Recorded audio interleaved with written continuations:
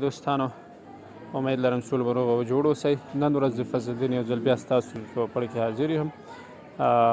زه غواړم چې نن ورځ ستاسو ته د یو بلر فوټو چې ډېر خپ وي هغه فوټو څنګه په موبایل کې په یو کلیک سره داسې صفا کوو چې تاسو به هم خپله ورته حیران شئ.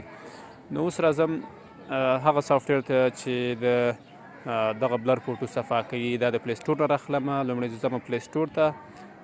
زه پلی سټور ګورم، دغه د پلی سټور ته راغلم. په پلی سټور کې وی ویټ په نوم دغه سافټویر موجود دی. زه ټایپ کوم وی ویټ او سرچ کوم چې کله مې سرچ کړو تاسو ګوره دغه دریم نمبر کې وی ویټ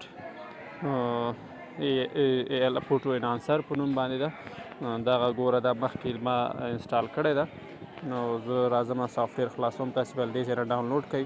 بېرته خپل سافټویر ته راځم او په سافټویر باندې کار کوم چې واقع څنګه موږ صفا کوو. دغه مو سافټویر ما خلاص کړو. دلته ما ته وایي چې که ته غواړې چې 3 ډیز فری ورژن واخلې نو سټارټ وکړه. ما ته 3 ډیز فری ورژن ختم شوی ده. نو زه مطلب پریمیوم ورژن نه اخلم، فری استعمالوم. فری ورژن کې دا بلر هغه چې دا کوم آپشن دا خلاص دی. هلته لاندې دې خوا تاسو وګورئ، لاندې سکرین لاندې خوا د پرو او د ګیلري په منځ کې انهانسر لیکلی ده. په انهانسر باندې زه کلیک کوم. انهانسر باندې چې کلیک وکړو دغه اول آپشن چې تاسو دلته وګورئ ایچ ډي انهانسر لیکلی ده.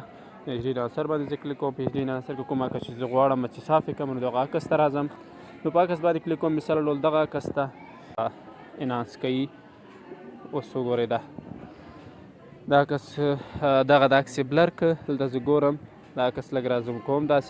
تاسې د بیفور حالت او افټر حالت وګورئ. دا یې بیفور حالت تاسې ته وګورئ ورته او دا یې افټر حالت ته وګورئ. ډېرې زیاتې عکس ښکلی کړی ده، ډېر ښایسته یې برابر کړی ده.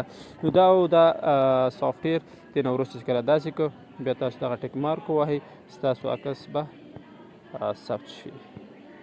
اوس ګوره دا عکس ده. زه دا پاس خوا کې د ډاونلوډ دیز کې دا توره نښه دې باندې کلیک کوم. واچ ایډز به واچ کوي. له هغه نه وروسته به تاسو ته سیو آپشن راځي. دا ګوره د ما عکس ګیلري کې ثبت شو.